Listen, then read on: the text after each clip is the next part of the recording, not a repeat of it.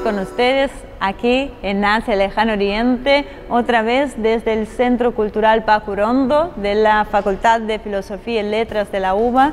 Esta vez vamos a meternos en un tema que va a resultar muy interesante, yo creo que a muchas personas, pero particularmente a un grupo al cual pertenecemos. Vamos a hablar de la Corea antigua y la reunificación de los tres reinos. Una historia creo que vale la pena que conozcamos para, bueno, entrar en estas etapas que se dieron en la península coreana. Así que Morena Ramírez, con su pequeño informe, nos va a poner en contexto sobre el tema de hoy. More, te escuchamos. La península coreana está ubicada en un barrio con vecinos muy poderosos: China, Rusia, Japón, la isla de Taiwán, con administración separada de China. Conocer su situación geográfica es muy importante para comprender la historia de la nación coreana y el duro carácter de sus habitantes. No es fácil sobrevivir ante los gigantes que los rodea y que los han invadido a lo largo de la historia. Para ponernos en contexto, debemos decir que el país está dividido en dos partes, debido a la guerra que a principios de la década del 50 terminó con un armisticio, que no es la paz sino un alto el fuego, separando el sur del norte, en el paralelo 38.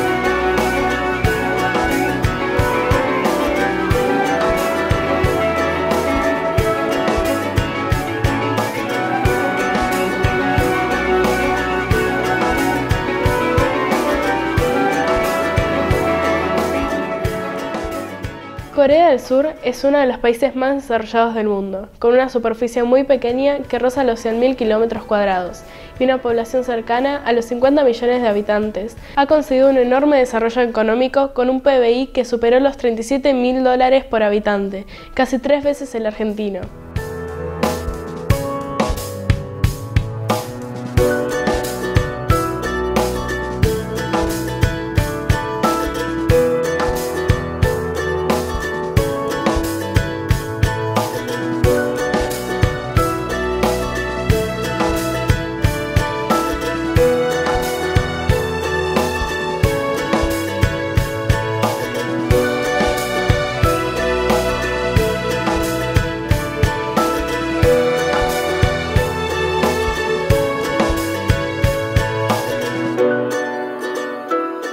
La parte norte es ligeramente más grande, con 120.000 km², pero con una población 5 veces menor, unos 25 millones de habitantes con una densidad de 207 personas por cada km², menos de la mitad de los del sur. La situación económica de Corea del Norte es sensiblemente inferior al su hermano desarrollado del sur, pero es muy difícil comparar porque el hecho de que vivan en un estado socialista de ideología juche, como se identifica el gobierno norcoreano, hace que las comparaciones sean muy complejas. Hoy Corea del Norte se mantiene en los medios por enfrentamiento militar, el cual vamos a comprender mejor a través de conocer su historia.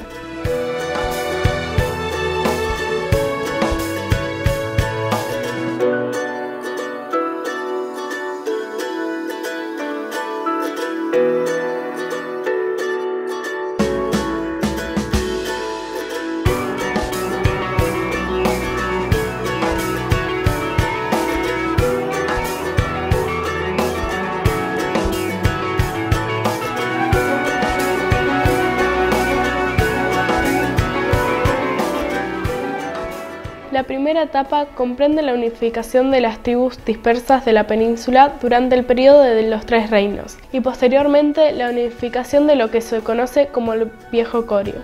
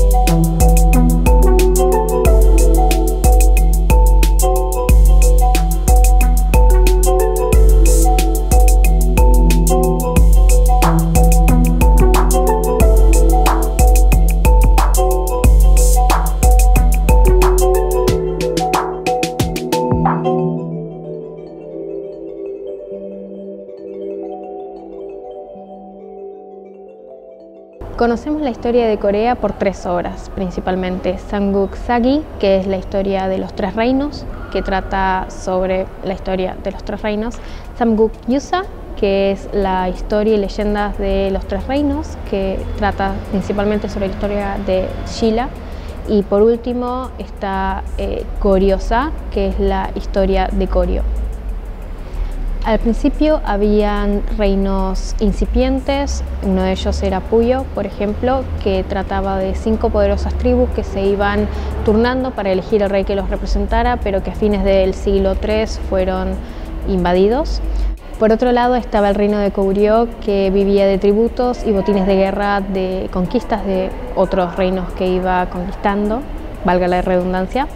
Por último estaba la dinastía Han, que se asentó en el sur de la península, en tierras aptas para cultivar arroz. Por un lado estaban los Mahan, que es un grupo de 54 tribus que iba a sentar las bases para lo que luego sería el reino de Baekje. Por otro lado estaba Pyongan, que es un grupo de 12 tribus que luego sería el reino de Kaya. Y por último estaba Chinhan, que son otras 12 tribus que sentarían las bases para lo que luego sería el reino de Shilla. Baekje estructuró su política y su economía a partir del 8º rey recién, pero por otro lado Shilla era un reino muy poco desarrollado por su ubicación geográfica, no tenía la influencia de China y otros reinos extranjeros. Shilla, por otra parte, estaba muy poco desarrollado porque su ubicación geográfica no le permitía obtener la influencia de otros reinos extranjeros, pero sin embargo tenía un poder militar, político y económico mucho más fuerte que otros reinos, tanto es así que en el año 562 más o menos pudo conquistar Akaya y expandirse.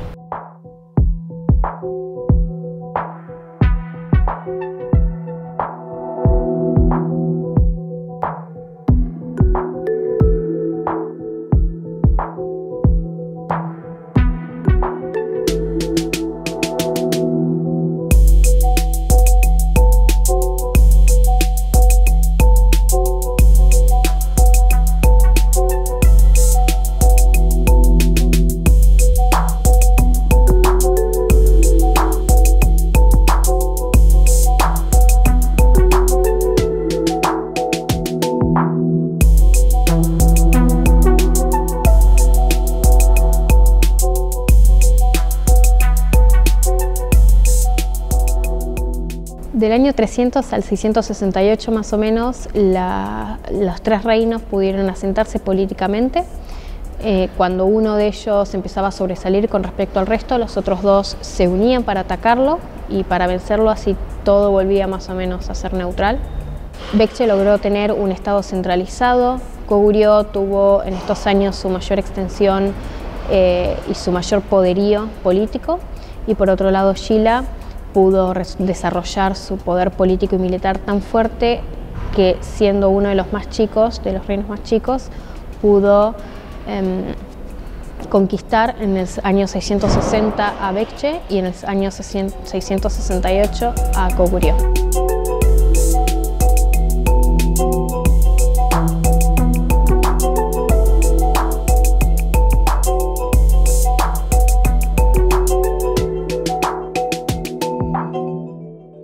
Ahí nació lo que nosotros conocemos como el reino unificado de Shilla o Shilla unificada, que igualmente no pudo delimitar sus fronteras hasta el año 735 más o menos, ya que se había unido con la dinastía Tang china para poder conquistar los territorios de Baekje y Goguryeo, pero durante todos esos años tuvo que combatir a esas mismas fuerzas con las que se había unido en el norte de la península para poder delimitar sus fronteras. En el año más o menos 698 se creó el reino de Baekje, que era un reino formado por refugiados de Goguryeo que estaban huyendo, pero unos 200 años después lo conquistó China. Shilla, como dije antes, había estado muy aislada de todas las influencias extranjeras. Por ejemplo, el budismo recién bastantes años después de haberse unificado pasó a ser la religión oficial, cuando en realidad 200 años antes había sido la religión oficial de Goguryeo. Uno de sus mayores inventos para la concentración de poder y de política fueron los jóvenes Hwarang, que eran jóvenes aristócratas que cultivaban la paz, el amor, practicaban música, aprendían danza, apreciaban poesía y artes marciales, que jugaron un papel muy fuerte en todo lo que es los combates y las luchas de Shilla.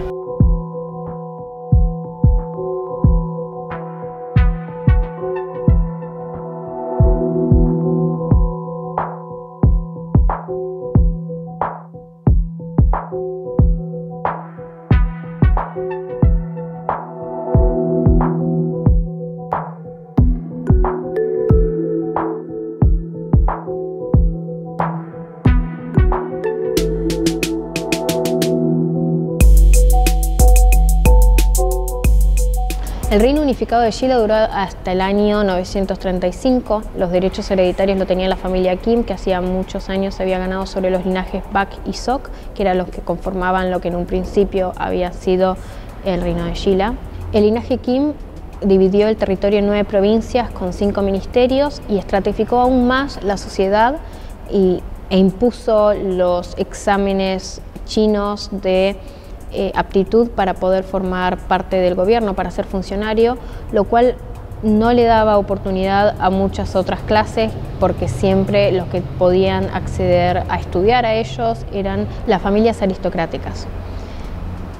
Cuando el budismo se estableció como religión oficial, a la aristocracia le sirvió, porque su teoría del karma, su pensamiento sobre el karma y lo que uno debe cultivar para poder llegar a ese buen karma, le servía para justificar esa estratificación que ellos tanto defendían, porque ellos estaban en una situación de poder, por lo que no solo ellos, sino también los jóvenes Hwarang apoyaron tanto económica como políticamente la expansión del budismo en la península, sobre todo de una nueva rama del budismo, que es el budismo Son, más conocido en nuestra zona por el budismo Zen, que es japonés. Desde mediados del siglo VIII empezó a declinar un poco esta Shilla unificada.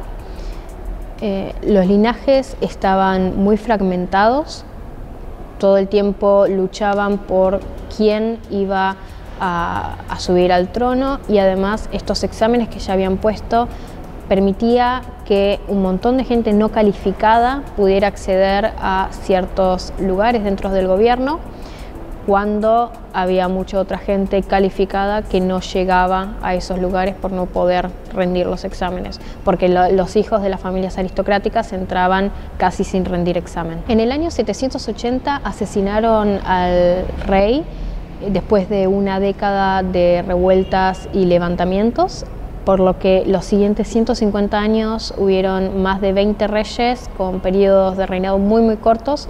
En general terminaban asesinados por los otros linajes porque, como se dijo, estaban muy fragmentados, y cada vez que uno de ellos llegaba al poder, los otros lo asesinaban para después hacerse ellos con el poder. Todos estos levantamientos se siguieron dando hasta el año 935, donde se fundó la dinastía Koryo. La dinastía Koryo se divide en 2 periodos: Koryo temprano, que va desde su formación hasta fines del siglo XII, y Koryo tardío, desde fines del siglo XII hasta 1392, que terminó.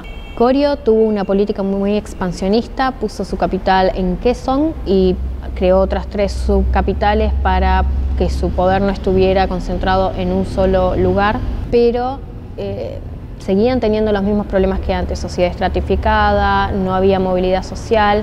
Ahora se sumaba que las manufacturas, las pequeñas fábricas que fue abriendo el gobierno, que siempre estaba estatizado, eran para la aristocracia, no accedían a otras clases que no fueran la aristocracia.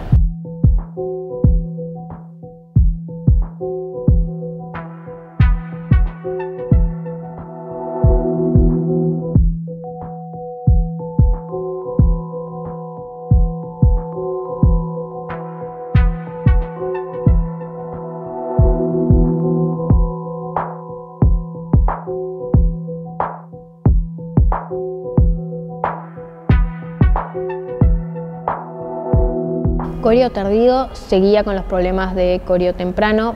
hasta que en 1196 ocurrió un golpe de estado que permitió que la sociedad se estabilizara y calmar las aguas, hasta que 40 años después los coreanos se rindieron a los mongoles que habían ocupado su capital. Los mongoles obviamente presionaron política, social y económicamente no solo a la población coreana, sino también a la aristocracia, que pasó a ser una especie de linaje, parte de la familia aristocrática mongola, porque los obligaban a casarse entre ellos. A fines del siglo XIV, el rey Kangmin se hizo de nuevo con el poder, empezó a expulsar a los mongoles de la corte, hasta que en 1388 China explicita su deseo de anexar la península coreana al territorio chino, por lo que los coreanos empiezan a combatir sus fuerzas, hasta que Yi Seong-gye, un militar, decide combatirlo, expulsar a sus opositores de la corte y hacer un golpe de estado para en 1392 fundar la dinastía Joseon. Hasta acá es la historia de los tres reinos, los unificados y los divididos. De aquí en más, hasta el año 1910, que fue la ocupación japonesa, está la dinastía Joseon, que es otro periodo muy largo con muchas otras vicisitudes. Así que por hoy lo dejamos por acá y hay que seguir investigando la historia.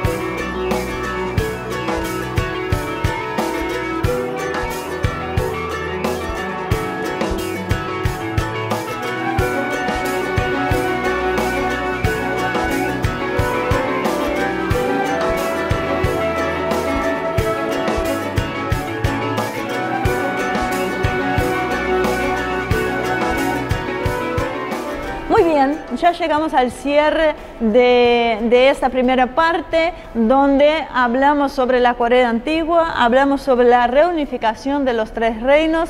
Obviamente 20 minutos donde pudo hablar a nuestra invitada no es el tiempo suficiente, pero nos sirve para dar un pantallazo de lo que sucedió en la historia. Así que ya continuaremos, como dijo Florencia, en una próxima oportunidad hablando sobre el nuevo Joseon. Así que, como siempre, muchísimas gracias por acompañarnos. Esperamos sus comentarios en nuestro Facebook y también que se suscriba a nuestro canal de YouTube Asia TV Cultura, donde ahí estamos a disposición para escucharlos y para responder a todas sus dudas y preguntas. También les agradecemos que inviten a sus amigos a suscribirse a nuestro canal de YouTube Asia TV Culturas. Nos vemos la semana que viene con más una edición de Asia, Lejano Oriente.